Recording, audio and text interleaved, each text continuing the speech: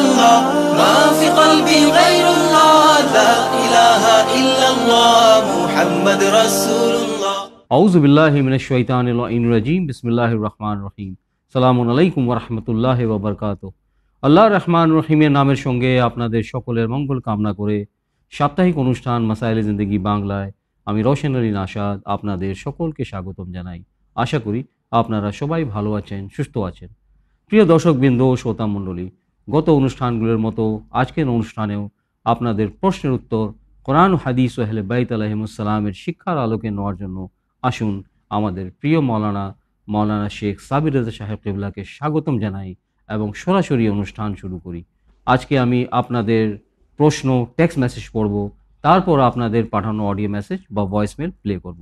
তো প্রিয় দর্শকবৃন্দ, আসুন অনুষ্ঠান শুরু করি এবং মাওলানা সাহেবকে স্বাগতম জানাই। আসসালামু আলাইকুম রহমতুল্লাহি ওয়া বারাকাতুহু। মাওলানা সাহেব। ওয়ালাইকুম আসসালাম রহমতুল্লাহি ওয়া বারাকাতুহু। মাওলানা সাহেব, অনুষ্ঠানে অংশগ্রহণ করার জন্য আপনার ধন্যবাদ জানাই এবং আশা করি আপনি ভালো আছেন, সুস্থ আছেন। আলহামদুলিল্লাহ ভাই, আপনি কেমন আছেন? আলহামদুলিল্লাহ, আপনার দোয়া আছে, আলহামদুলিল্লাহ। তো প্রিয় দর্শকবৃন্দ, আসুন আপনাদের পাঠানো টেক্সট মেসেজ পড়ি। আসসালামু আলাইকুম, আমি আসাম আলমগঞ্জ খুঁটাবাগড়া থেকে মীর হুসাইন বলছি। মাওলানা সাবির রেজা ও রোশন ভাইয়ের প্রতি দোয়া রইল। আমার প্রশ্ন হলো, সূরা নিসা 69 আয়াতের বিষয়ে জানতে চাই। ওয়া আলাইকুম আসসালাম ওয়া রাহমাতুল্লাহি ওয়া বারাকাতুহু। মীর ভাই, আপনার সুন্দর প্রশ্নের জন্য অন্তর থেকে আমি ধন্যবাদ জানাই। আশা করি এইভাবে আপনার প্রশ্নের মাধ্যমে উভয় অনুষ্ঠান মাসাইলে জিন্দেগি বাংলা এবং ইসলামের বাংলাকে সহযোগিতা করতে থাকবেন। মাওলানা সাহেব, খুব সুন্দর প্রশ্ন। সূরা নিসা আয়াত 69 বিষয়ে, এই আয়াতের বিষয়ে আমাদের নিয়মিত দর্শক মাওলানা মীর হুসাইন সাহেব জানার ইচ্ছুক। ওয়ালাইকুম আসসালাম রহমতুল্লাহি ওয়া বারাকাতুহু। আমার প্রিয় ভাই মীর হোসেন সাহেব, আপনি সবসময় সুন্দর প্রশ্নের মাধ্যমে আমাদের অনুষ্ঠানকে সহযোগিতা করছেন। জি জি, তার জন্য আপনাকে অনেক ধন্যবাদ জানাই। আশা করি আপনার মতো অন্যরাও এইভাবে সুন্দর সুন্দর প্রশ্ন রেখে আমাদের অনুষ্ঠানকে সহযোগিতা করবেন, আর আপনাদের প্রশ্নের উত্তরে আমাদের দর্শকবৃন্দরা ইনশাআল্লাহ অবশ্যই উপকৃত হবেন বা লাভবান হবেন ইনশাআল্লাহ। আপনি সূরা নিসা আয়াত নম্বর 69 ব্যাখ্যা চেয়েছেন, জানতে চেয়েছেন যে এই আয়াতের মধ্যে যে শব্দগুলো ব্যবহার হয়েছে কাদের জন্য বা এর ব্যাকগ্রাউন্ড কি। তো সূরা নিসা আয়াত নম্বর 69, বিসমিল্লাহির রহমানির রহিম। মান ইউতিইল্লাহ ওয়া রাসূলা ফাউলাইকা মাল্লাযীনা আনআমা আল্লাহু আলাইহিম মিনান নাবিয়িনা ওয়াস সিদ্দীকিন ওয়াশ শুহাদাই ওয়াস সালিহিন ওয়া হাসুনা উলাইকা রফিকা। সাদাকাল্লাহুল আলিয়্যুল আযীম। এই আয়াতে আল্লাহ রাব্বুল আলামিনের ইরশাদ হচ্ছে, যারা আল্লাহর ইতাআত করেছে এবং প্রিয় নবীর ইতাআত করেছে, রাসূলের ইতাআত করেছে, তারা তাদের সঙ্গে থাকবে যাদের উপরে আল্লাহর নেয়ামতের বর্ষণ হয়েছে। সুবহানাল্লাহ। মাল্লাযীনা আনআমা আল্লাহু আলাইহিম মিনান নাবিয়্যিন, নবীদের মধ্যে যাদের উপরে আল্লাহর অতিক্রম বা রহমতের বর্ষণ হয়েছে, তাদের সঙ্গে তাদেরকে স্থান দান করা হবে, তারা থাকবে। আর কাদের সঙ্গে থাকবে? সিদ্দিকিনদের সঙ্গে থাকবে, শুহাদাদের সঙ্গে থাকবে, সালেহিনদের সঙ্গে থাকবে। ওয়া হাসুনা উলাইকা রফিকা, আর কত সুন্দর সাথী হবে তারা। এটা কিন্তু অতি সম্মানিত স্থান পাবে ওই ব্যক্তি যে আল্লাহ ও রাসূলের ইতাআত করবে। এবারে নবী করিম সাল্লাল্লাহু আলাইহি ওয়াসাল্লাম এই আয়াতের ব্যাখ্যা কিভাবে করেছিলেন, তো আমি আমার মীর হোসেন ভাইকে রেওয়ায়েত যেভাবে নবী করিম সাল্লাল্লাহু আলাইহি ওয়াসাল্লাম এই আয়াতের ব্যাখ্যা করেছেন আমি শুধু পড়ে শোনাতে চাই। আমার মনে হয় যথেষ্ট হবে। তো উম্মুল মুমিনিন জনাবে উম্মে সালমা রাদিয়াল্লাহু তাআলা আনহা যেভাবে রেওয়ায়েত করেছেন নবী করিম সাল্লাল্লাহু আলাইহি ওয়াসাল্লামের থেকে, আমি যে সূত্র বলছি আপনারা এই সূত্রে এই রেওয়ায়েত দেখতে পারেন।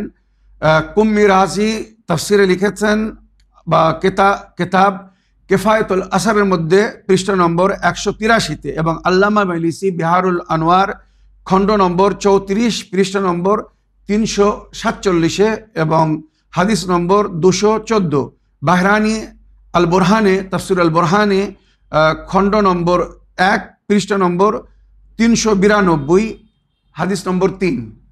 এখানে এই রাওয়ায়াত উল্লেখ হয়েছে এই আয়াতের তাফসিরে।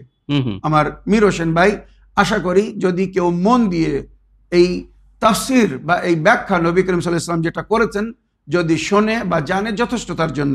সুতরাং এখানে নবী করিম সাল্লাল্লাহু আলাইহি ওয়াসাল্লাম বলছেন, যেটা উম্মুল মুমিনিন জনাবে উম্মে সালমা রাওয়ায়াত করছেন, হযরত সাল্লাল্লাহু আলাইহি ওয়াসাল্লাম ने फरमाया, অর্থাৎ নবী করিম সাল্লাল্লাহু আলাইহি ওয়াসাল্লাম এই আয়াতের ব্যাখ্যায় বলেছিলেন, আল্লাযীনা আনামাল্লাহু আলাইহিম মিনান নাবিয়িন, নবীদের মধ্যে যাদের উপরে আল্লাহর রহমতের বর্ষণ হয়েছে, আল্লাহ যাদেরকে নেয়ামত দান করেছেন, কে? তো নবী সাল্লাল্লাহু আলাইহি ওয়াসাল্লাম বললেন, मैं हूं, এই যাদের উপরে আল্লাহর অতিরিক্ত নেয়ামতের বর্ষণ হয়েছে বা আল্লাহ যাদেরকে নেয়ামত দান করেছেন, আমি। ইহদিনা সিরাতাল মুস্তাকিম সিরাতাল লাযীনা আন'আমতা আলাইহিম, ওখানেও কিন্তু ওই নবী এবং আলে নবীরই কথা বলা হয়েছে যাদের উপরে আল্লাহর নেয়ামত নাজিল হয়েছে। তো নবী করিম সাল্লাল্লাহু আলাইহি ওয়াসাল্লাম বলেছেন, আল্লাযীনা আন'আমাল্লাহু আলাইহিম মিনান নাবিয়িনা, এর অর্থ এই নবিয়িনা আমি। ওয়াসিদ্দিকিন, সিদ্দিকিন অর্থাৎ হযরত আলী আলাইহিস সালাম এবং মাসুমিন আলাইহিস সালাম, 12 ইমাম। ওয়াশ-শুহাদা से मुराद हसन और हुसैन अलैहिस सलाम है। शुहदा अर्थात इमाम हसन और इमाम हुसैन अलैहिस सलाम और हमारी ज़ुर्रियत जो राह खुदा में शहीद किए जाएंगे। নবী করিম সাল্লাল্লাহু আলাইহি ওয়াসাল্লাম বলছেন এই আয়াতের ব্যাখ্যায়, এই যে শুহাদা বলা হয়েছে, শুহাদা অর্থাৎ ইমাম হাসান ও হুসাইন যাদেরকে শহীদ করা হবে, এবং আমার যুররিয়াত, নবীর যুররিয়াত যাদেরকে আল্লাহর পথে শহীদ করা হবে, এই শুহাদা তারা। as-সালিহিন সৈয়দ হামজা সৈয়দুশ শুহাদা, এবং নবী করিম সাল্লাল্লাহু আলাইহি ওয়াসাল্লামের যুররিয়াতের মধ্যে আইম্মায়ে তাহরিনকে সালেহিন বলা হয়েছে। আবার অনেক তাফসীরের মধ্যে উল্লেখ হয়েছে যুগের ইমাম মেহদী আলাইহিস সালাম এবং ওনার সঙ্গে যে 313 জন হবেন আল্লাহর পিওর খাঁটি এবং নেক বান্দা, যাদেরকে নিয়ে ইমাম অন্যায়ের বিরুদ্ধে লড়াই করবেন, ওনাদেরকে সালেহিন বলা হয়েছে, ইমামে জামানা এবং ওনার সাথী। কিন্তু এই রাওয়ায়াতের মধ্যে উল্লেখ হয়েছে হামজা সৈয়দুশ শুহাদা এবং আইমে মাসুমিন হচ্ছেন ওই সালেহিন। হাসনা উলাইকা রাফিকা, কত সুন্দর এরা সাথী হবে, এই সাথীর জন্য বলা হয়েছে এরা হবে এই 12 জন ইমাম। হাসনা উলাইকা রাফিকা সে মুরাদ মেরে বাদ 12 ইমাম है। তো নবী করিম সাল্লাল্লাহু আলাইহি ওয়াসাল্লাম বললেন, আমি এই আয়াতের ব্যাখ্যা, মানে আমি সেই নবী যার উপরে আল্লাহর রহমতের বর্ষণ হয়েছে, আল্লাহ নেয়ামত দান করেছেন। সিদ্দিকিন বলতে হযরত আলী এবং 12 জন ইমাম বা মাসুমিন, আর শুহাদা বলতে হাসান ও হুসাইন এবং আমার যুররিয়াত যারা আল্লাহর পথে শহীদ হবে বা যাদেরকে শহীদ করা হবে তারা। আর সালেহিন মানে সৈয়দুশ শুহাদা জনাবে হামজা এবং আইম্মায়ে তাহরিন, বা যেমন বললাম ইমামে জামানা এবং ওনার নেক সাথীরা যারা অন্যায়ের বিরুদ্ধে শেষ যুগে লড়াই লড়বেন। হাসানা উলাইকা রফিকা, এই উলাইকা হাসানা রফিকা বা হাসানা উলাইকা রফিকার অর্থ হচ্ছে 12 জন ইমাম। এদের সঙ্গী বা সাথী হবে কারা? যারা আল্লাহ ও রাসূলের কথা মেনে চলবে, আল্লাহ ও রাসূলের আদেশকে ফলো করবে, আল্লাহ ও রাসূলের সমস্ত আহকামকে, কোরআনে যেটা আদেশ করা হয়েছে বা নবী করিম সাল্লাল্লাহু আলাইহি ওয়াসাল্লাম যেটা আমাদেরকে নিজের সুন্নাত হিসেবে তালিম দিয়েছেন, এই সমস্ত ফরায়েজ, এই সমস্ত ফরিজা বা ফরায়েজকে আর নবীর সুন্নাতকে যদি কেউ পালন করে, তো এদের সঙ্গী হবে পরকালে, যাদের জিকির এই আয়াতের মধ্যে হয়েছে। কত সুন্দর জীবন হবে, কত সম্মানিত স্থান হবে তাদের, একবার তারা ভেবে দেখুক। তবে কি সঠিকভাবে আল্লাহর তরফ থেকে যেটাকে ফরজ করা হয়েছে সেটাকে পালন করতে হবে, আর নবীর সুন্নাত যেটা নবীর আহলে বায়তের মাধ্যমে আমরা পেয়েছি সেটাকে ফলো করতে হবে। তাহলে আমরা ওই সম্মানিত স্থান পাবো বা ওনাদের সঙ্গে থাকার সুযোগ পাবো। জি জি জি, ইনশাআল্লাহ। আশা করি আপনার প্রশ্নের আপনি উত্তর পেয়েছেন। তো প্রিয় দর্শকবৃন্দ, আসুন আরেকটি টেক্সট মেসেজ পড়ি, দেখি কোথা থেকে কে কি জানার ইচ্ছুক। সালামুন আলাইকুম সাবির রাজা মৌলানা সাহেব ও রোশন সাহেব, আমি প্রশ্নটি মাসাইলে জিন্দগিতে পাঠাচ্ছি। আমি রাজারহাট থেকে মোহাম্মদ রুহুল আমিন। আমার বয়স 13। আমি মাদ্রাসা গেলে খুব বাধা পাচ্ছি, আমার শারীরিক ক্ষতি হচ্ছে এবং মাদ্রাসা যেতে ভালো লাগছে না। উপায়টি বললে খুব ভালো এবং উপকৃত হব। আপনারা সবাই ভালো থাকুন, ফি আমানিল্লাহ। ওয়া আলাইকুম আসসালাম ওয়া রাহমাতুল্লাহি ওয়া বারাকাতুহু। রুহুল আমিন ভাই, আপনার প্রশ্নের মাধ্যমে মাসাইলে জিন্দগি বাংলা অনুষ্ঠানকে সহযোগিতা করার জন্য ধন্যবাদ জানাই। মৌলানা সাহেব, রুহুল আমিন ভাই 13 বছর প্লাস, ইনি মাদ্রাসা গেলে ইনি উল্লেখ করেন যে ইনার মানে কি বাধা হচ্ছে বা শারীরিক ক্ষতি হচ্ছে এবং মাদ্রাসা গেলে ভালো লাগছে না। তো এই যে মেন্টাল স্ট্যাটাস বা ফিজিক্যাল স্ট্যাটাস কি যে ইনি সেটা উল্লেখ করেন এখানে, এটার কি উপায় আছে ইসলামে, শরীয়ত অনুযায়ী ওনাকে কি করা উচিত? জি রশন ভাই, এর আগেও প্রশ্ন করেছিলেন ইনি, জি জি, মানে অসুবিধা হচ্ছে, পড়তে অসুবিধা হচ্ছে, যে ডিস্টার্ব হচ্ছে। তো আমি আমার এই ছোট ভাইকে বলবো, আমার মনে হয় যে মাদ্রাসায় উনি শিক্ষা লাভ করতে যাচ্ছেন, বা আমার ছোট ভাই যে মাদ্রাসায় শিক্ষা লাভ করতে যাচ্ছে, জি জি, ওই জায়গাটা ওর জন্য উপযুক্ত না। আচ্ছা আচ্ছা, হয়তো ওখানে সঠিক শিক্ষা লাভ করছে না, বা ওখানে সঠিকভাবে শিক্ষা পাচ্ছে না। তাই আমি আমার প্রিয় ভাই রুহুল আমিন সাহেব, আপনার কাছে অনুরোধ করব, আমার প্রিয় ছোট ভাই, আপনি মাদ্রাসা চেঞ্জ করুন। যদি আপনি সঠিক শিক্ষা লাভ করতে চান, কোরআন ও হাদিসের বা আহলে বায়তের তালিমাত পেতে চান, তো আহলে বায়তের মাদ্রাসায় যান। হুগলি জেলায় হুগলি ইমামবাড়ি বিখ্যাত, ওখানে ফ্রি অফ কস্ট, আপনাকে কোনো পয়সা দিতে হবে না, আপনার মাতা পিতাকে কোনো পয়সা খরচ করতে হবে না। হুগলি ইমামবাড়িতে মাদ্রাসায় আহলে বায়ত চলছে, ওখানে অ্যাডমিশন নিন, আর ওখানে কোরআন ও হাদিস এবং শরীয়তের সঠিক শিক্ষা বা তালিমাতকে হাসিল করুন। এই যে সমস্যা হচ্ছে, এই ধরনের কোনো সমস্যা হবে না। আশা করি আপনি সুন্দর একজন শিক্ষিত আলিম, কারি বা হাফিজ বা জ্ঞানী, মানে শরীয়তের সংবিধান যারা সুন্দরভাবে জানে, সেই ধরনের একটি আলিম হতে পারবেন, আর নিজে শিক্ষা লাভ করে অন্যদেরকে শিক্ষা লাভ করাতে পারবেন বা অন্যদেরকে শিক্ষা দিতে পারবেন। তো আমি অনুরোধ করব, আপনি মাদ্রাসা চেঞ্জ করুন আর ওখান থেকে অন্যদিকে যান। আমি যে মাদ্রাসার ঠিকানা বললাম, ওখানে যান, আপনার সমস্ত সমস্যার সমাধান হয়ে যাবে।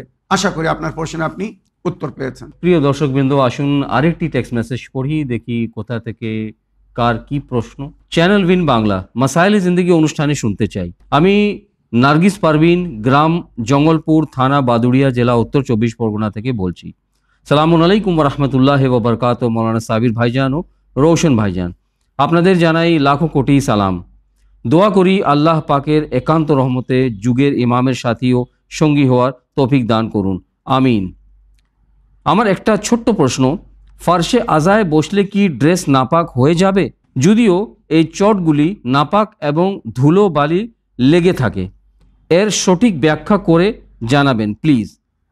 খোদা হাফেজ, লব্বাইক ইয়া হুসাইন।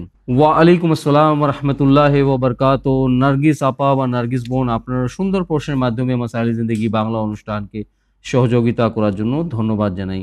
মৌলানা সাহেব, আপার প্রশ্ন হচ্ছে বা বোনের প্রশ্ন হচ্ছে যে ফার্শে আজায় যদি বসি, চটগুলো যদি নাপাক থাকে, ধুলো বালি এগুলো লেগে থাকে সেখানে, তো কি সেটার জন্য কি আমার কাপড় কি নাজিস হয়ে যাবে? এই বিষয়টা উনি জানার ইচ্ছুক। ওয়ালাইকুম আসসালাম রহমতুল্লাহ ওয়া বারাকাতুহু। আমার প্রিয় আপামনি বা প্রিয় বোন, আপনি সুন্দর প্রশ্ন রেখেছেন। রশন ভাই, গ্রাম অঞ্চলে যখন মজলিস হয়, তো খোলা জায়গায় মজলিস হয়, সুতরাং সেখানে চট বিছিয়ে দেওয়া হয় বা তেরফল বিছিয়ে দেওয়া হয়, অনেক কিছু বিছিয়ে দেওয়া হয়, যার উপরে আজাদার এসে বসে। তো অনেক সময় দেখা যায় ডেকোরেটরদের কাছ থেকে ওই চটগুলো নিয়ে আসা হয়, আর ওই সমস্ত চট কিন্তু আবার অন্য অন্য অনুষ্ঠানেও ব্যবহার হয়, সমস্ত জায়গায় ব্যবহার হয়। ওখানে মানুষ জুতো চপ্পল পরে ওর উপরে বেরিয়ে বেড়ায়, আবার সেটাকে এখানে ফার্শে আজার জন্য বিছানো হয়েছে। তো এখানে আমি একটা জিনিস আগে তাদের জন্য বলতে চাই, যারা ফার্শে আজা বিছায়, তাদের জন্য বলতে চাই, আপনারা এমন চট বা এমন তেরপল বা যা কিছু বিছাচ্ছেন, এমন জিনিস বিছাবেন না যেটা নাপাক বা যেটা নাজিস। মনে রাখবেন, যেটা আমাদের বিশ্বাস বা নবী ও নবীর আহলে বায়তের তালিমাতের মধ্যে আমরা যেগুলো পেয়েছি, এই সমস্ত শিক্ষার আসরে আল্লাহর ওলিরা আসেন, হয়তো স্পিরিচুয়াল রূপে তানারা আসেন, রুহানি রূপে আসেন, আমরা তানাদেরকে দেখতে পাই না। নবী করিম সাল্লাল্লাহু আলাইহি ওয়াসাল্লাম বা আহলে বায়ত আসেন, সুতরাং জায়গাকে পবিত্র হতে হবে। তো আমি এখানে আমার সমস্ত দায়িত্বশীল আজাদার ভাইদের জন্য বলছি, যারা মজলিস করে বা ফার্শে আজা বিছায়, আপনারা যে ফার্শে আজা বিছাবেন, যে ফার্শে আজার উপরে আজাদারদেরকে আমন্ত্রণ জানাবেন, ওই ফার্শে আজা যেন পাক হয়, পবিত্র হয়। কোনো নাজিস ফার্শে আজার উপরে যেন কোনো আজাদারকে আমন্ত্রণ জানাবেন না। মনে রাখবেন, এটা যদি কেউ জেনে শুনে করে তো সে ভুল করছে, অন্যায় করছে, মনে রাখবেন। তো ফার্শে আজা পাক পবিত্র হতে হবে। প্রয়োজনে যদি সেখানে নামাজ পড়তে হয় তো সে যেন নামাজ পড়তে পারে। রশন ভাই, ফার্শে আজাকে এমন হতে হবে, পাক পবিত্র। এবারে যখন আমার বোন প্রশ্ন করেছেন পরিস্থিতি হিসাবে গ্রাম অঞ্চলে যেটা আমরা দেখে থাকি, তো খোদা না করুক যদি কোথাও এমন চট বিছানো হয়েছে বা তেরপল বিছানো হয়েছে, এমন কিছু বিছানো হয়েছে যেটা অন্য জায়গায় ব্যবহার হয়েছে বা নাপাক, আগে থেকে নাপাক, তো যদি ওটা শুকনো হয়, রশন ভাই যেটা শরীয়তের হুকুম, ওটা যদি শুকনো হয়, মনে করুন ধুলো ময়লা লেগে আছে, ওটা শুকনো কিন্তু ওটা ভিজে না, তো শুকনো জিনিস যদি আমার কাপড়ে লাগে তো ওটা ঝেড়ে ফেললে যথেষ্ট। যদি আমি 100% শিওর বা একিনান জানি যে এই জিনিসটা নাজিস, আর সেটা যদি আমার শরীরে লেগে যায় তো আমার শরীর নাপাক হয়ে যাবে, আমার কাপড় নাপাক হয়ে যাবে। আর বিশেষ করে যদি ওটা ভিজে হয়, আর ভিজে নাপাক যদি আমার কাপড়ে স্পর্শ করে বা শরীরে স্পর্শ করে, সেটা নাপাক হয়ে যাবে, সেটাকে পাক করতে হবে নামাজের জন্য, সেটাকে আবার পাক করতে হবে, পরিধান চেঞ্জ করতে হবে, বা শরীরে কোথাও গায়ে যদি ওই নাপাক চট লেগে যায় তো সেটাকে ধুতে হবে। মনে রাখবেন শরীয়তের হুকুম হচ্ছে এটা। যদি আপনি পরিপূর্ণভাবে জানেন যে হ্যাঁ এটা নাজিস, আর লিকুইড, নাজিস লিকুইড আমাকে লেগেছে বা স্পর্শ করেছে। অনেক সময় রশন ভাই এমনও হতে পারে ওটা ময়লা নোংরা, মানে ধুলো মাটি লেগে আছে, কিন্তু ওটা নাজিস কিনা আমি জানি না, মানে ওটা যে নাপাক তার কোনো গ্যারান্টি নেই। তো এর জন্য শরীয়ত বলছে ধুলো ময়লা যদি আপনার কাপড়ে লাগে তো এটাকে কাজারাত বলা হয়। কাজারাত আর নেজাসাতের মধ্যে পার্থক্য। কাজারাত মানে জঘন্য ময়লা, ময়লা কাপড়ে নামাজ হবে তবে মকরু। পরিষ্কার কাপড়ে নামাজ বলতে বলা হচ্ছে, ময়লা কাপড়ে নামাজ হবে, সে যদি পাক হয়, নাজিস না হয়, পাক হয় কিন্তু ময়লা, ওই কাপড়ে নামাজ হবে, কিন্তু এটা মকরু মানে অপছন্দীয়। কিন্তু নাজিস হলে তাতে নামাজ হবে না। তো ওটা যদি নেজাসাত হয় তো কাপড় পাক করতে হবে বা শরীরের আগে শরীরকে পাক করতে হবে। আর যদি নেজাসাত না হয়, শুধু কাজারাত হয়, কাজারাত মানে নোংরা, মানে ময়লা, তো ময়লাকে ঝেড়ে ফেলতে হবে বা পরিষ্কার করা যদি যায় পরিষ্কার করতে হবে। আর যদি পরিষ্কার করা সম্ভব না হয়, আর নামাজের সময় হয়ে গেছে, যদি ওই কাপড়ে নামাজ পড়তে হয় তো নামাজ পড়তে পারেন, কোনো অসুবিধা নেই, মকরু, তবে নামাজ বাতিল হবে না। তো আমার প্রিয় বোন বা প্রিয় আপা, আশা করি আপনার প্রশ্নের আপনি বিস্তারিত উত্তর পেয়েছেন বা বুঝতে পেরেছেন। তবে আরো একবার আমি স্মরণ করিয়ে দিতে চাই, যারা ফর্সা আজা বিছায় বা আজাদারির জন্য ব্যবস্থা করে, তারা যেন এই জিনিসটা খেয়াল রাখে, কোনো অপবিত্র চট বা দড়ি বা তেরপল যেন ফর্সা আজার জন্য বিছাবেন না। এটা কিন্তু অন্যায় বা ভুল বা পাপ করছেন, মনে রাখবেন। প্রিয় দর্শকবৃন্দ, আসুন আরেকটি টেক্সট মেসেজ পড়ি, দেখি কার কি প্রশ্ন। আসসালামু আলাইকুম চাচা যান, আমি উত্তর 24 পরগনা থেকে বলছি। আমার এই প্রথম SMS আপনার কাছে, যদি উত্তরটা দেন খুবই কৃতজ্ঞ হব। আমার 3 বছর আগে বিয়ে হয়েছে, এখনও বাচ্চা হয়নি। সব ধরনের টেস্ট করানো হয়েছে, সব রিপোর্ট ভালো। আমার স্বামীর রিপোর্টও ভালো এসেছে, মেডিসিন চলছে। তবুও আপনার থেকে কিছু জানতে চাইছি। আপনি তো অনেক কিছু বলেন, আমি আপনার শো দেখি। যদি কাল মাসাইলে জিন্দগিতে বলেন উত্তরটা খুবই উপকার হবে। আমার আরেকটি প্রশ্ন ছিল, আমার স্বামী খুব দায়িত্বহীন মানুষ, কোনো বিষয়ে তার দায়িত্ব নেই। 3 বছরে একটুও পাল্টেনি। স্বামীর বয়স 26 বছর, বাচ্চা যে হয় না তার কোনো মাথা ব্যথা নেই, একদম বেপরোয়া। আমার স্বামীর জন্য কিছু সলিউশন দিবেন, আমার প্রশ্নের উত্তরগুলো একটু জানাবেন। যদি উত্তর মাসাইলে জিন্দগিতে বলেন তাহলে খুবই উপকৃত হব। ভালো থাকবেন, সুস্থ থাকবেন, ভুল লিখলে ক্ষমা করবেন। আসসালামু আলাইকুম। ওয়ালাইকুম আসসালাম রহমতুল্লাহ ওবরকাত। প্রিয় বোন বা প্রিয় আপা, প্রশ্নের মাধ্যমে মাসাইলে জিন্দগি বাংলা অনুষ্ঠানকে সহযোগিতা করার জন্য আপনার ধন্যবাদ জানাই। মৌলানা সাহেব, আমার প্রিয় বোন বা আপা, বিয়া হয়েছে ওনার 3 বছর আগে, কিন্তু এই পর্যন্ত উনি নিঃসন্তান। এবং ওনার দ্বিতীয় প্রশ্ন হচ্ছে যে ওনার স্বামী রেসপন্সিবল না, এবং ওনার স্বামীর কোনো রিপেন্টেন্স নাই বা কোনো আফসোস নেই যে উনি এই পর্যন্ত সন্তানহীন। তো এই দুটার উপায় শরীয়ত অনুযায়ী, কোরআন অনুযায়ী আপনি বললে আমরা সবাই উপকৃত হতাম। ওয়ালাইকুম আসসালাম রহমতুল্লাহি ওয়া বারাকাতুহু। আমার সোনামণি, আমার প্রিয় ছোট বোন বা মেয়ের মতোই আপনি চিঠি লিখেছেন, চাচাজি বলে চিঠি লিখেছেন। তো আমি আপনার প্রশ্নের উত্তরে বলবো, যেমন আপনি আপনার স্বামীর সম্পর্কে লিখেছেন সে দায়িত্বশীল না, এটাই হচ্ছে সবচেয়ে বড় সমস্যা। সে যদি দায়িত্বশীল হতো হয়তো আল্লাহর রহম হতো, করম হতো, হয়তো তার মধ্যে পিতার যে দায়িত্ব, এক পিতাকে যে সন্তান হওয়ার পরে দায়িত্ব বহন করতে হবে, সে তার জন্য প্রস্তুত না। তাই হয়তো আল্লাহর কৃপা হতে দেরি হচ্ছে, হ্যাঁ হ্যাঁ, রাইট রাইট, এমন হতে পারে, মাসলাহাত হইতে পারে। জি, আল্লাহর মাসলাহাত হতে পারে।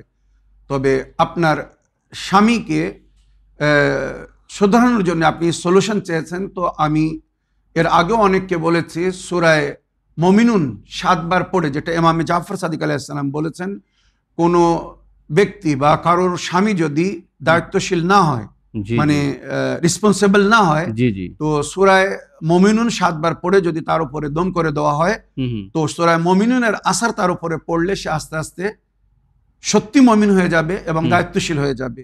তো আশা করি এটা আপনি ট্রাই করতে পারেন, চেষ্টা করতে পারেন। যদি একসঙ্গে 7 বার সূরা মুমিনুন পড়ে দম করা সম্ভব না হয়, তো 7 দিন করুন, সপ্তাহে প্রতিদিন একবার করে সূরা পড়ে তার উপরে দম করে দিন। এবারে আপনার প্রথম প্রশ্নের উত্তরে আমি বলতে চাই যে আপনার 3 বছর বিবাহ হয়েছে, কিন্তু এখনো আপনি মা হতে পারেননি, এখনো গর্ভবতী হতে পারেননি। তো এর জন্য সূরা মায়দা আয়াত নম্বর 17, যেটা আরফিনরা বলেছেন, সূরা মায়দা আয়াত নম্বর 17, ওয়ালিল্লাহি মুলকুস সামাওয়াতি ওয়াল আরদ ওয়া মা বাইনাহুমা ইয়াখলুকু মান ইয়াশাউ ওয়াল্লাহু আলা কুল্লি শাইইন কাদির। জমিন ও আসমানের মাঝখানে যা কিছু আছে আল্লাহর সৃষ্টি বা আল্লাহর জন্য। জি জি, বেশক। ইয়াখলুকু মান ইয়াশা, আল্লাহ যাকে চায় সৃষ্টি করে, এর মধ্যে কিন্তু সৃষ্টির জিকির রয়েছে, যাকে চায় সৃষ্টি করে, পয়দা করে। ওয়াল্লাহু আলা কুল্লি শাইইন কাদির, আল্লাহ সমস্ত জিনিসের উপরে কুদরত রাখেন, ক্ষমতা রাখেন। এই আয়াতটি 40 দিন কি 41 দিন 300 বার পড়ে কোনো মিষ্টির উপরে দম করে ফু দিয়ে ওই মিষ্টিটা স্বামী স্ত্রীকে খেতে হবে, উভয়কে খেতে হবে। তারপরে যদি তাদের মধ্যে মিলন হয়, সেই মিলন হলে আশা করি এই 40 দিনের মধ্যে গর্ভধারী হয়ে যাবে। তো এটা করতে পারেন। এছাড়া যেটা আমাদের অভিজ্ঞতায় অনেক মানে বাস্তব প্রমাণ হয়েছে, সূরা কাউসারের আমাল, এর জন্য 40 দিন রোজা রাখতে হবে। আর এটা কিন্তু খুব মানে প্রভাবিত আমাল, মানে খুব প্র্যাকটিক্যাল। 40 দিন স্বামী স্ত্রীকে রোজায় রাখতে হবে। আর ইফতারের সময়, মানে যখন মাগরিবের সময় হয়ে যাবে, তো আগে মাগরিবের নামাজ পড়তে হবে, আর মাগরিব এশার মাঝখানে 2 রাকাত নামাজ পড়তে হবে ইফতারের আগে। কিন্তু মাগরিবের নামাজ পড়ে তারপরে 2 রাকাত নামাজে হাজাত পড়তে হবে, নিয়ত করতে হবে যে আমরা সন্তান পাওয়ার জন্য, বা স্ত্রী নিয়ত করবে আমি যাতে গর্ভধারী বা গর্ভবতী হতে পারি, তার জন্য এই 2 রাকাত নামাজ পড়িতেছে কুরবাতানে আল্লাহ। বা স্বামী নিয়ত করবে আমার স্ত্রী যাতে গর্ভধারী হয়, গর্ভবতী হয়, তার গর্ভে যেন সন্তান আসে, তো এর জন্য 2 রাকাত নামাজে হাজাত পড়িতেছে কুরবাতান আল্লাহ। আর প্রতি রাকাতে সূরা আলহাম একবার পড়তে হবে, আর 135 বার সূরা কাউসার পড়তে হবে। 135 হচ্ছে জনাবে ফাতেমা জাহরার নামের সংখ্যা। আর এই সূরা কিন্তু জনাবে জাহরার নামে বিখ্যাত। নবী করিম সাল্লাল্লাহু আলাইহি ওয়াসাল্লামকে কাফেররা, মুশরিকিনরা বা শত্রুরা খোঁটা দিত যে নবী নির্বংশ, নবীর বংশ আগে যাবে না। তাই নবী করিম সাল্লাল্লাহু আলাইহি ওয়াসাল্লামকে আল্লাহ রাব্বুল আলামিন বলেছিলেন, ওয়ালা সাওফা ইউতিকা রাব্বুকা ফাতারদা, অতি শীঘ্র আল্লাহ আপনাকে এমন জিনিস দেবেন যে আপনি তার থেকে রাজি হয়ে যাবেন। নবী খুব দুঃখিত থাকতেন।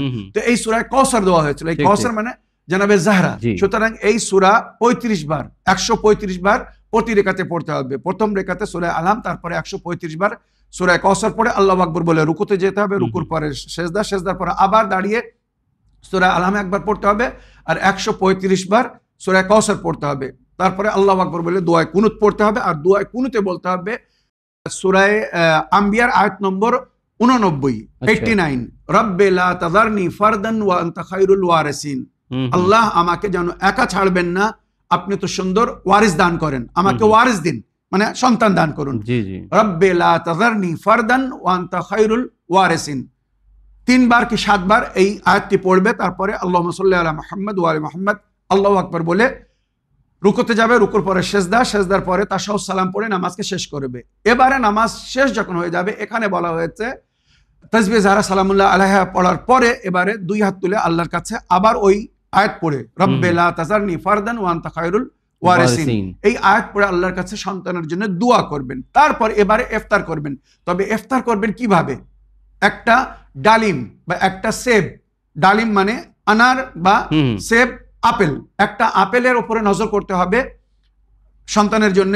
জানাবে জাহরার নজর করবেন, মা ফাতেমা জাহরার নামে নজর করবেন, বা মাওলা মুশকিল কোষের নজর করবেন। আর ওই আপেলটা নজর করার পরে ওই আপেলটা 2 টুকরো করতে হবে, সমান করে কেটে নিতে হবে।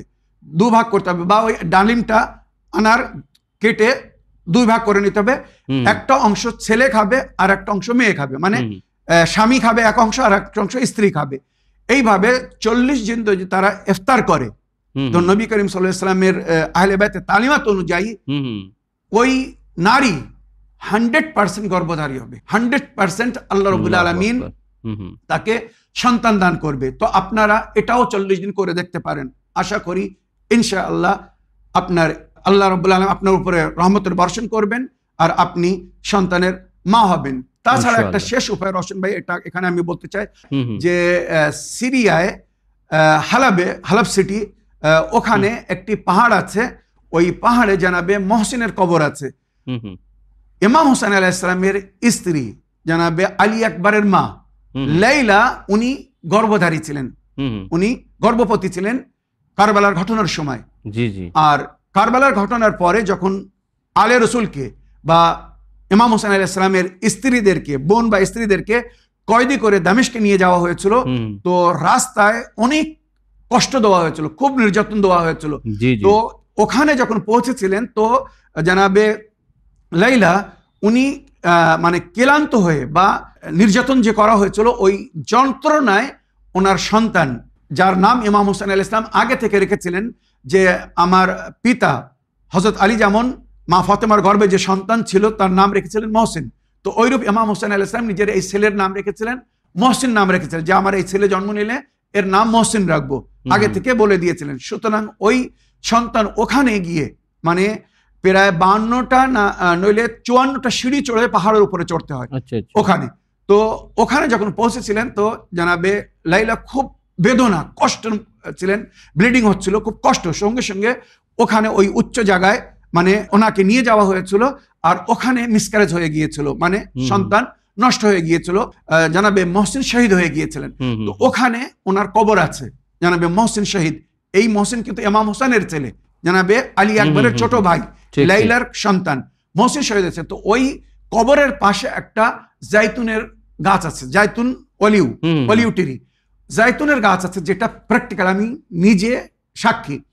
ওই গাছের ফল মানে ওই জাইতুনের ফল কেউ যদি ওখানে যায় জিয়ারত করতে, যাদের সন্তান নেই বা যাদের সন্তান আছে কিন্তু ছেলে সন্তান নেই, মানে পুত্র সন্তান নেই, শুধু মেয়ে, তো ওই গাছের যদি 2টো অলিউ মানে 2টো জাইতুন নিয়ে আসে, একটা স্বামীর জন্য একটা স্ত্রীর জন্য, আর এই নিয়ত করে যদি ওই জাইতুনের ফল খাওয়া হয়, একটা স্বামী খাবে একটা স্ত্রী খাবে, যে আল্লাহ যদি আমাদের এখানে সুসন্তান জন্ম নেয় তো আমরা তার নাম রাখবো মহসিন, বা আমরা জানাবে মহসিনের জিয়ারত করতে যাব, ওখানে যাব। বা যদি কারুর মনে করুন লাগাতার মেয়ে সন্তান হচ্ছে, পুত্রী হচ্ছে, পুত্র নেই, তো সে যদি নিয়াত করে খায় যে আল্লাহ আমার ঘরে যদি পুত্র সন্তান জন্ম নেয় তো আমি তার মহসিন নাম রাখবো, বা জানাবে মহসিনের কবরে তাকে নিয়ে যাব, জন্মের পরে জিয়ারত করতে যাব। প্র্যাকটিক্যাল রওশন ভাই, যারা যারা এইটা করেছে সবাই সুলভ হয়েছে, মানে নিরাশা থেকে মুক্তি পেয়েছে, সবাই মানে সন্তান পেয়েছে। তো আমার প্রিয় বোন, যদি কেউ দামেস্কে জিয়ারত করতে যায়, সিরিয়ায় বিবি জাইনাব সালামুল্লাহ আলাইহার জিয়ারত করতে যায়, বা জানাবে সাকিনার কবর ওখানে যদি কেউ জিয়ারত করতে যায়, তো সবাই হালাবে যায়, যেখানে ইমাম হোসেন আলাইহিস সালামের কাটা মাথা রাখা হয়েছিল রাহেবের বাড়িতে পাথরের উপরে। সেই পাথর থেকে আজও কিন্তু মুহররমের 10 তারিখে তাজা রক্ত বাহির হতো। তো ওখানে সবাই জিয়ারত করতে যায়, ওর জাস্ট পাশেই, মানে 70 গজ দূরত্ব হবে 2 জায়গার মাঝখানে। তো আমার প্রিয় বোন, যদি কেউ সিরিয়ায় যায়, হালাবে যায় জিয়ারত করতে, তো তার মাধ্যমে ওখানে ওই জাইতুনের ফল 2টো আনিয়ে নিন, 2টো ফল, একটা আপনার জন্য একটা আপনার স্বামীর জন্য। ওই ফল খাওয়ার পরে যদি স্বামী স্ত্রীর মিলন হয় 100% আপনি গর্ভবতী হবেন, গর্ভধারী হবেন, আপনার ঘরে সুসন্তান জন্ম নেবে। তাছাড়া সূরা কাউসারের যে আমলটা বললাম, ওই আমলটাও করুন, ওই ডালিম বা সেব নজর করে উভয় খান, তো 40 দিনের মধ্যে আপনি ইনশাআল্লাহ শুভ সংবাদ পাবেন। আশা করি আপনার প্রশ্নের আপনি উত্তর পেয়েছেন। দর্শকবৃন্দ, আসুন এবারে সময় হচ্ছে আপনাদের পাঠানো অডিও মেসেজ প্লে করার। তো আসুন দেখি শুনি কোথা থেকে কে কি জানার ইচ্ছুক, কার কি প্রশ্ন। আসসালামু আলাইকুম, আমি আসাম থেকে মীর হুসাইন বলছি। মাওলানা সাহেব এবং রোশন ভাইয়ের প্রতি দোয়া রইল। মাওলানা সাহেব, আসামের কাশেম পীর সাহেব এবং জালালউদ্দিন ভাই জানতে চেয়েছে যে তিনারা নাকি কাসেম সুলাইমানি এবং সৈয়দ ইব্রাহিম রাইসি ইরানের রাষ্ট্রপতির জানাজা দেখেছে। তারা জানতে চেয়েছে যে শিয়া মুসলিমরা কেন জানাজা নামাজে দোয়া এবং প্রিয় নবী মুহাম্মদুর রাসূলুল্লাহ সাল্লাল্লাহু আলাইহি ওয়া আলিহি ওয়াসাল্লামের দরুদ আওয়াজ করে পড়ে, এই সম্পর্কে মাসালে জিন্দিগিতে জানতে চেয়েছে। ওয়ালাইকুম আসসালাম রহমতুল্লাহ ববরকাত। মীর হুসেন ভাই, আপনার সুন্দর প্রশ্নের মাধ্যমে মাসাইল জিন্দেগি বাংলা অনুষ্ঠানকে পছন্দ করার জন্য অন্তর থেকে আমি আপনার ধন্যবাদ জানাই। মৌলানা সাহেব, ডাইরেক্ট প্রশ্ন করতে চাই যে অ্যাকচুয়াল প্রশ্নের মানে সারমর্ম হচ্ছে যে শিয়া মুসলমান জাফরি মাসলাকে যখন নামাজে জানাজা পড়া হয় তখন দুরূদ শরীফ কেন উচ্চ আওয়াজে পড়া হয়?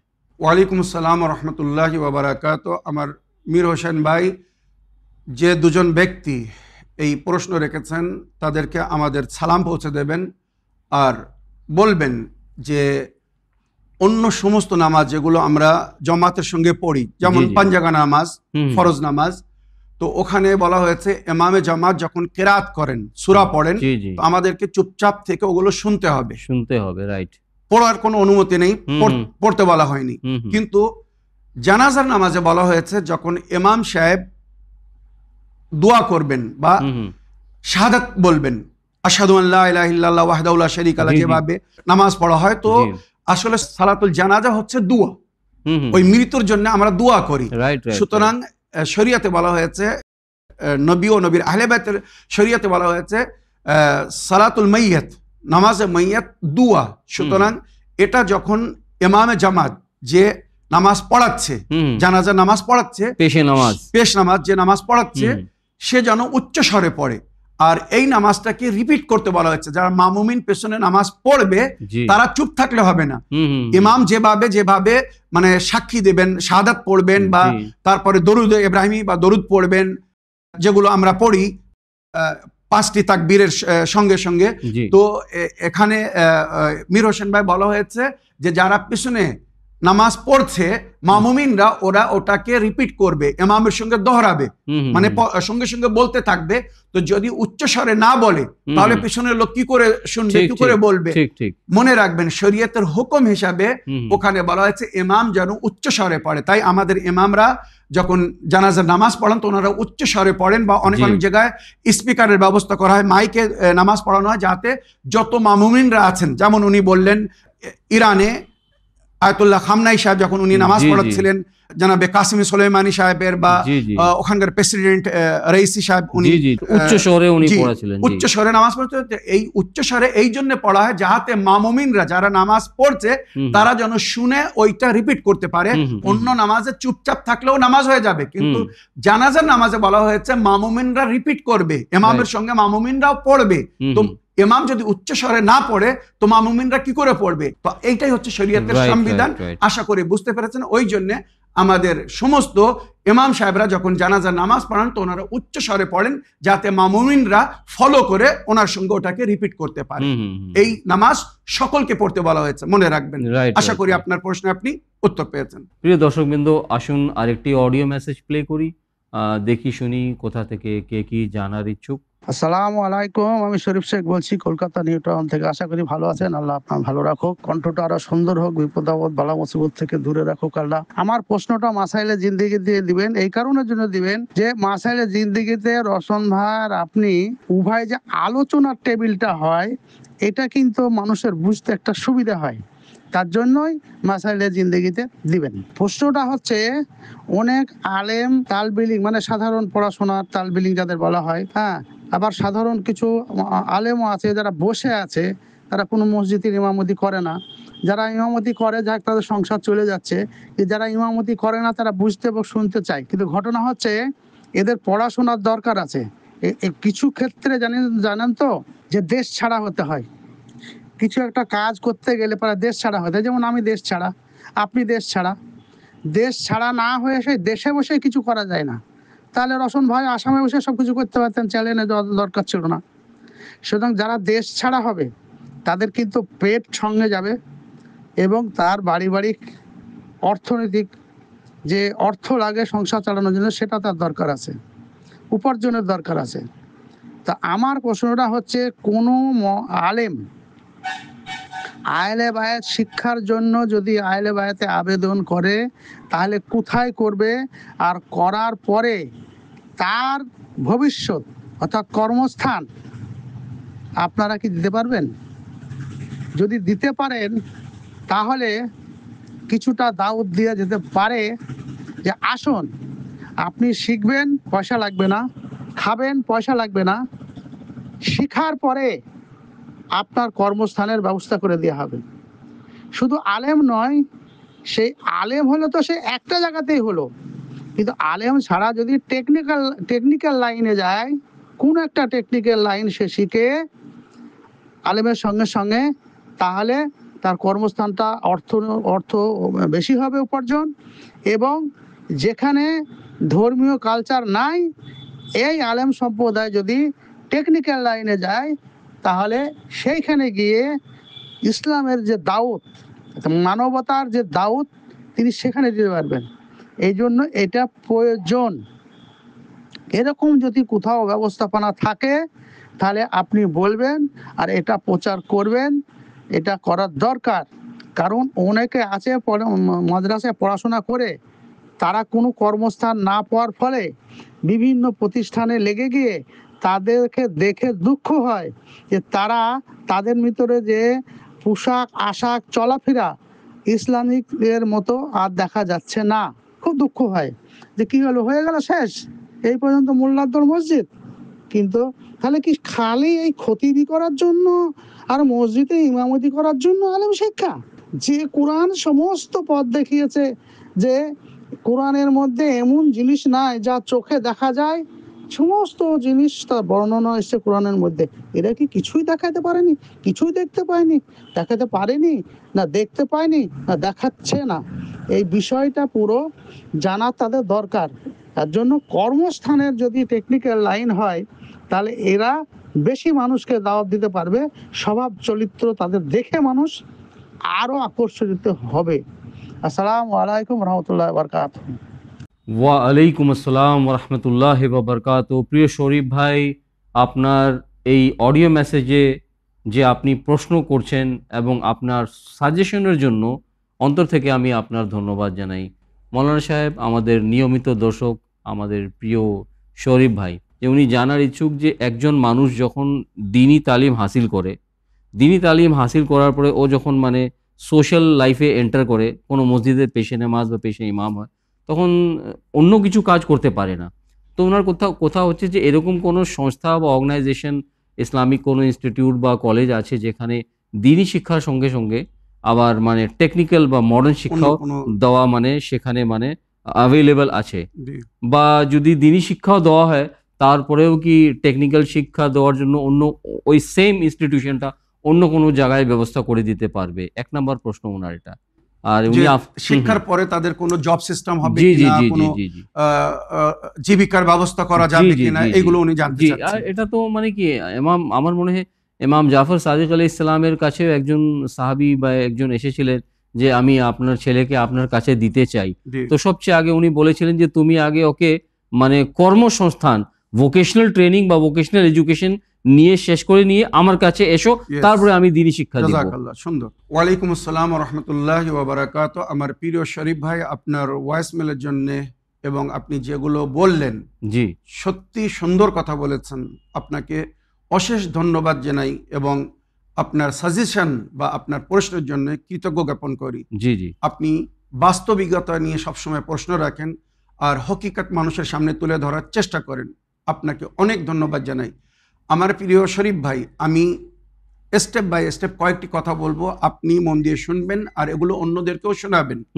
এক নম্বর, ইমাম নবীরা ওনারা কিন্তু এই ধার্মিক লাইনকে নামাজ পড়ানো বা দিনের তাবলিগ করাকে জরিয়ায় মাস করেননি, জীবিকা অর্জন করার জরিয়া করেননি। ওনারা সাইটে বিজনেস করতেন। নবী করিম সাল্লাল্লাহু আলাইহি ওয়াসাল্লামের সম্পর্কে আপনারা জানেন, উনি দামিশক শাম যেতেন বিজনেস করার জন্য, ব্যবসা করতেন বা অনেক অনেক সময় চাষবাস করতেন, আবার অনেক টেকনিক্যাল অন্য হাতের কাজ করতেন, যার Right, মাধ্যমে রুজি সঞ্চয় করতেন। ঠিক ঠিক তো ঠিক। ইমাম নবীরা যদি এগুলো করতে পারে, তাহলে আমাদের মতো মৌলভী মাওলানারা এগুলো কেন করতে পারবে না? যদি আমরা সিরাতের কথা বলি যে জাযাকাল্লাহ, আমাদের মানে ওনাদের জীবন আমাদের জন্য উদাহরণ। Right right. তো সুতরাং আমি এখানে প্রথম পর্যায়ে এটা বলবো যে মৌলভী মাওলানারা যারা দ্বীনি শিক্ষা লাভ করছে, সাথে সাথে তাদেরকে অন্য টেকনিক্যাল শিক্ষাও নেওয়া উচিত, যার মাধ্যমে তারা রুজি সঞ্চয় করতে পারবে। এই মাওলানাগিরি করে যেন না খেতে হয়, শব্দটা একটু ব্যবহার করলাম বোঝানোর জন্য, কিন্তু এই এমামাতি করে যে পাবলিক কখন আমাকে 2 পয়সা দেবে তাই আমার পেট ভরবো বা আমার পরিবার চালাবো, এই অপেক্ষা যেন তাদেরকে না করতে হয়। ওই জন্য টেকনিক্যাল শিক্ষা, যেমন আপনি বললেন ইমাম আগে বলেছিলেন যে বাচ্চাদেরকে আগে টেকনিক্যাল শিক্ষা দাও, তারপরে দ্বীনের শিক্ষা দাও, যাতে তারা দ্বীনের উপরে যেন নির্ভর না থাকে। বা যেটা ইমাম মুসা কাযিম আলাইহিস সালাম বলেছিলেন যে আমাদের জিকিরকে জরিয়ায় মাস করো না, মানে মজলিস পড়া, এই যে সমস্ত বক্তব্য দেওয়া, এর মাধ্যমে রুজি সঞ্চয় করা, এটাকে যেন নিজের রুজি সঞ্চয় করার জরিয়া করো না। তার মানে কি, ইমাম মুসা কাযিম আলাইহিস সালাম আমাদেরকে বারবার বলেছিলেন যে যারা আমাদেরকে জরিয়ায় মাস করবে তারা কখনো রুজি পাবে না। কিন্তু মৌলানা সাহেব একটি কথা, really sorry to interrupt you, অনেক আলেমের আমিও বয়ান শুনেছি, মেম্বার থেকে ওরা বলে যে আমার তো এটা সৌভাগ্যবান আমি যে আমার রেজেক আহলে বায়তের থেকে আমি পাচ্ছি। না, আহলে বায়তের থেকে পাচ্ছে সেটা তাদের কৃপা, তবে আহলে বায়তের থেকে পাচ্ছে মানে এটা না মজলিস পড়ে পাচ্ছি। হ্যাঁ, মজলিস পড়ে পাচ্ছি। তো ওই কথা হচ্ছে যে তোমরা মজলিসকে জরিয়ায় মাস করো না, তুমি তোমার নিয়ত এই রাখো যে আমি আহলে বায়তের তালিমাত দুনিয়ার কাছে পৌঁছাবো, আহলে বায়তের বয়ান, আহলে বায়তের শিক্ষা দুনিয়ার কাছে পৌঁছে দেবো। এবার তার পরিবর্তে যারা ওই মজলিস রেখেছে, যারা আয়োজন করেছে, তারা যদি আপনাকে কেউ উপহার দিতে চায় আপনি সেটা গ্রহণ করতে পারেন, শরীয়তে মানা নেই। কিন্তু এই নিয়াতে বা এই চুক্তি করে যে আমাকে এত টাকা দিলে আমি মজলিস পড়বো, তাছাড়া মজলিস পড়বো না, এটা কিন্তু হারাম।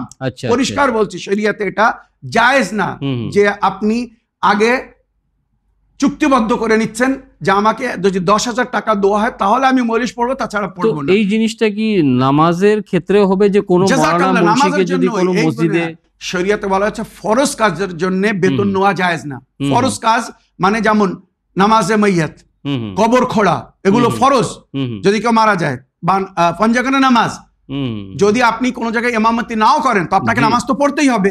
তো ওই ফরজ নামাজের জন্য আপনি কারো কাছ থেকে পয়সা নিতে পারবেন না। এই জিনিসটা সমস্ত ইমাম সাহেবদেরকেও বুঝতে হবে এবং মামুমিনদেরকে বা মসজিদের ট্রাস্টিদেরকেও এটা জানতে হবে যে আপনারা ইমাম সাহেবদেরকে যে পয়সা দিচ্ছেন এটা কিন্তু তার পরিশ্রমের পারিশ্রমিক না। মনে রাখবেন, যদি আপনারা নামাজের পরিবর্তে যে নামাজ পড়াচ্ছে তার পরিবর্তে ওই বেতন দিচ্ছেন, তো ওই বেতন দেওয়াও জায়েজ না, আর ইমাম সাহেবের জন্য নেওয়াও জায়েজ না, কারণ সে ফরজ আদায় করছে, ফরজের জন্য কোনো বেতন নিতে পারবে না। মনে রাখবেন এটা। এবার আমার শরীফ ভাই ভালো করে মন দিয়ে শুনবেন, যেখানে নবী ও নবীর আহলে বায়ত, ইমাম নবীরা, সমস্ত নবীদের জীবনেই আপনি তুলে দেখুন, তারা তাবলিগ, দিনের তাবলিগের সঙ্গে সঙ্গে সাইটে এমন কোনো কাজ করতেন যার মাধ্যমে তারা জীবিকা সঞ্চয় করতেন। যেটা আপনি দুঃখ প্রকাশ করেছেন যে অনেক ছাত্ররা পড়ে আসছে কিন্তু তারা কর্মস্থান পাচ্ছে না, ঘুরে বেরিয়ে বেড়াচ্ছে, ইসলামিক পোশাক তারা ছেড়ে দিচ্ছে। এর কারণ কি? মনে রাখবেন, আলিমে বা আমাল এবং যারা শিক্ষা লাভ করে নিজের শিক্ষার উপরে আমাল করে না, এগুলো তাদের দশা বা তাদের পরিস্থিতি।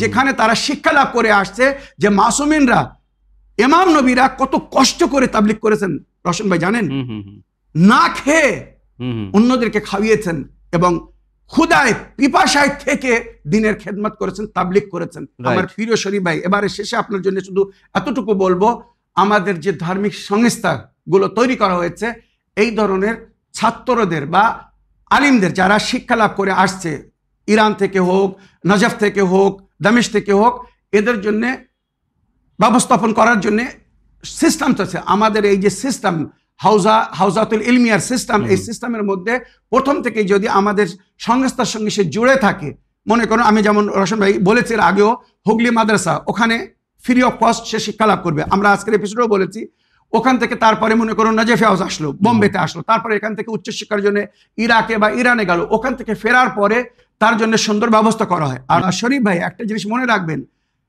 আমাদের ওলামা যারা গ্রাম অঞ্চলে খেদমত করছে, আমি দেখছি অধিক অংশ মাওলানাদেরকে গ্রামবাসী তরফ থেকে কিচ্ছু দেওয়া হচ্ছে না। আমাদের যে ইসলামিক সংস্থা বা আমাদের ধর্মগুরু যেমন আয়াতুল্লাহ খামনাই সাহেব, আয়াতুল্লাহ সিস্তানি সাহেব, ওনাদের থেকে একটা বেতন দেওয়া হয় প্রতি মাসে। সমস্ত ইমাম সাহেবদেরকে, মোবাল্লিগিনদেরকে যারা দিনের খেদমত করছে, তাবলিগ করছে, তো আয়াতুল্লাহ সিস্তানি সাহেবের থেকে একটা উপহার দেওয়া হয়, আয়াতুল্লাহ খামনাই সাহেবের তরফ থেকে বা আমাদের অন্য ইসলামিক সংস্থা তরফ থেকে একটা উপহার দেওয়া হয়। বা পশ্চিম বাংলায় যেমন আপনারা জানেন, পশ্চিম বাংলার গভর্নমেন্টের তরফ থেকে ওয়াকফ বোর্ড থেকে একটা হাদিয়া দেওয়া হয় সমস্ত ইমাম সাহেবদেরকে এবং মুয়াজ্জিনদেরকে। এর মাধ্যমে তারা নিজের পরিবার চালাচ্ছে, সংসার চালাচ্ছে। গ্রামবাসীরা কিন্তু কিছু দিচ্ছে না। অনেক জায়গায়, মানে অধিকাংশ জায়গায় যেটা আমরা দেখছি, যেখানে গ্রামবাসীকে কমসে কম ওই মাওলানার জীবিকা হিসেবে থাকতে গেলে, পানহার হিসেবে বা বাচ্চাদের শিক্ষা দেওয়ার জন্যে বা মেডিকেল খরচা, এইগুলো কমসে কম এতটা তো গ্রামবাসীকে দেওয়া উচিত, তার খেয়াল করা উচিত। কিন্তু দুঃখের বিষয় সেগুলো করছে না। রশন ভাই, একটুখানি আমি বলতে চাই, তারা সেগুলো করছে না। এবারে এই মাওলানা কোথায় যাবে? তাই আমি অনুরোধ করছি, যদি কেউ সুশিক্ষায় শিক্ষিত হয়, আলিমে বা আমাল হয়, আমি নিজে বলছি তার জন্য সুন্দর উপায় হয়ে যাবে, সুন্দর ব্যবস্থা হয়ে যাবে। আর হচ্ছে আমাদের বিভিন্ন সংস্থার মাধ্যমে আলহামদুলিল্লাহ যারা জ্ঞানী শিক্ষিত মাওলানা বা আমাল মাওলানা যারা শিক্ষা লাভ করে সঠিক শিক্ষা দিচ্ছে, তাদের জন্য সমস্ত ব্যবস্থাও করা হয়েছে বা করা হচ্ছে আলহামদুলিল্লাহ। তো আমার শরীফ ভাই, আপনি নিশ্চিন্তে বলতে পারেন, যারা এই শিক্ষা লাভ করতে চাচ্ছে বা যেমন আপনি বললেন টেকনিক্যাল লাইনেও যদি তারা যায়, তো যারা যোগ্য হবে সমাজ তাদেরকে ডেকে নেবে। আমার প্রিয় শরীফ ভাই, যা কথা বলে, একটা কথা বাংলায় বলা হয়, ইচ্ছা থাকলে উপায় হয়। তো যারা খোঁজ করছে, যারা সঠিক জায়গায় যাচ্ছে বা সঠিক শিক্ষা লাভ করছে, তাদের জন্য সমস্ত ব্যবস্থা হয়ে যাচ্ছে। আমি আপনার কথা যদি আমি বিস্তারিত একটা জিনিসের প্রশ্নের উত্তর দিতে চাই বা ব্যাখ্যা করতে, অনেক সময় প্রয়োজন আছে শরীফ ভাই। আমি শুধু সারাংশ শুধু এতটুকু বলবো, আপনি নিশ্চিন্তে যারা এই লাইনে, ইসলামিক লাইনে বা ইসলামিক লাইনের সঙ্গে সঙ্গে টেকনিক্যাল লাইনে যোগ্যতা অর্জন করবে বা উচ্চ শিক্ষা লাভ করবে, তাদের জন্য সুন্দর ব্যবস্থা হবে বা হচ্ছে। আমাদের এখানে আলহামদুলিল্লাহ এই সমস্ত সিস্টেম করা আছে বা চলছে। যাদের মধ্যে সেই গাটস বা সেই কনফিডেন্স আছে যে আমরা শিক্ষা লাভ করে কিছু একটা করে দেখাবো, তারা করছে আর আলহামদুলিল্লাহ আজ তারা সাকসেস। কিন্তু যাদের মধ্যে সেই গাটস বা সেই কনফিডেন্স নেই যে আমরা কিছু করে দেখাতে পারবো, যারা শুধু নিজের জীবিকা নিয়ে, নিজের পরিবার নিয়ে, নিজের জীবন নিয়ে ব্যস্ত আছে, এদের মাধ্যমে আমরা বড় আশাও করতে পারি না, আর এদের দ্বারা কাজও হবে না। আমি পরিষ্কার বলছি। তো উভয় পক্ষর দিকে আমাদেরকে নজর দিতে হবে, তালি দুই হাতে বাজে। দোষ শুধু পাবলিকেরও না, দোষ শুধু মাওলানাদেরও না, পাবলিকেরও কিছু দোষ আছে, কিছু দোষ মাওলানাদের আছে। সবাই যদি নিজের দায়িত্ব পালন করে, রশন ভাই, সুন্দর একটা সিস্টেম তৈরি হবে, সুন্দরভাবে পরিবেশ চলবে, সবাই লাভবান হবে, আলিমরাও শান্তিতে জীবনযাপন করতে পারবে, পাবলিকরাও সুলভ হবে আলিমদের মাধ্যমে। আশা করি আপনার প্রশ্নে আপনি উত্তর পেয়েছেন। তো প্রিয় মৌলানা সাহেব, আবার আমাদের অনুষ্ঠানে অংশগ্রহণ করে সকলের প্রশ্নের উত্তর কোরআন ও হাদিস ও আহলে বাইত আলাইহিমুস সালামের শিক্ষার আলোকে দেওয়ার জন্য আমি আমার তরফ থেকে এবং আমাদের দর্শকবৃন্দদের তরফ থেকে আপনার অন্তর থেকে ধন্যবাদ জানাই। আশা করি আগামী অনুষ্ঠানেও এসে আমাদের সকলের প্রশ্নের উত্তর কোরআন ও হাদিস ও আহলে বাইত আলাইহিমুস সালামের শিক্ষার আলোকে দেওয়ার চেষ্টা করবেন। অবশ্যই আমার প্রিয় রওশন ভাই, আল্লাহ রাব্বুল আলামিন আমাদেরকে নেক হায়াত এবং নেক হেদায়েত দান করুন। এইভাবে যেন আমরা সমাজকে সুন্দর করে গড়ে তুলতে পারি এবং সমাজের প্রয়োজনকে পুরো করতে পারি। আর যে সমস্ত সমস্যা আমাদের সামনে আসছে, যেমন শরীফ ভাইয়ের অডিও আমরা শুনেছি বা সবাই শুনেছেন, আমরা যেন এই সমস্ত সমস্যার সমাধান খুঁজতে পারি বা প্রবলেমসের সলিউশন খুঁজতে পারি, এক অপরের সহযোগিতা করতে পারি। আর মানুষের আশা বা তাদের যে ইচ্ছা ধার্মিক শিক্ষার মাধ্যমে তারা যে আগে যেতে চায়, আমরা যেন সেগুলো পুরো করতে পারি। আল্লাহ রাব্বুল আলামিন আমাদেরকে সেই তৌফিক দান করুন। দৈনিক জীবনের সমস্যা নিয়ে, শরীয়তি মাসলা মাসাইল নিয়ে আপনাদের প্রশ্ন করতে থাকুন, দেখতে থাকুন আমাদের উভয় অনুষ্ঠান মাসাইল জিন্দেগি বাংলা এবং ইসলামিন বাংলা। তো আশা করি আগামী অনুষ্ঠানে আপনাদের সঙ্গে আবার সাক্ষাৎ হবে নতুন নতুন প্রশ্ন নিয়ে, নতুন নতুন মাসলা মাসাইল নিয়ে। তো এই বলে আজকের অনুষ্ঠান শেষ করার জন্য আপনাদের সকলের কাছে অনুমতি চাই। শুকরিয়া ও ধন্যবাদ। আসসালামু আলাইকুম ওয়া রাহমাতুল্লাহি ওয়া বারাকাতুহু। حسبي ربي جل الله ما في قلبي غير الله لا إله إلا الله محمد رسول الله